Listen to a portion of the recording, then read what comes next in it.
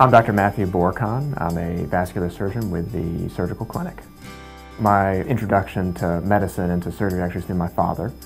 Father's a cardiac surgeon who, when I was a young kid, I can still remember shadowing him in the hospital and getting experiences of seeing him operate. And that's really what got me interested, number one, in medicine, but number two, it's really what got me into surgery as a whole.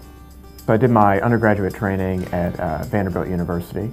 And then I did my medical school training in Kansas City at the University of Kansas Medical School.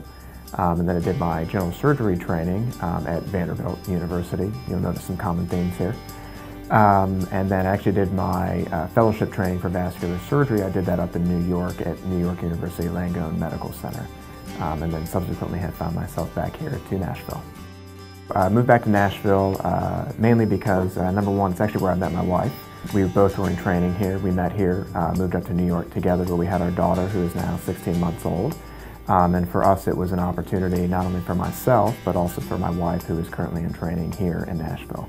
One of the advantages of our newer techniques with a lot of our endovascular techniques that we have available is that for the patient, ultimately, it can be less stress, less time in the hospital. A lot of the procedures we can do in an outpatient setting where you do not need to be admitted to the hospital. I understand as a surgeon that ultimately it can be very stressful, very nerve-wracking for a patient as well as the families to go through what can be very scary disease processes. But ultimately, I think it's important as a surgeon is to set those patients at ease as well as the families and let them know that this is a team approach.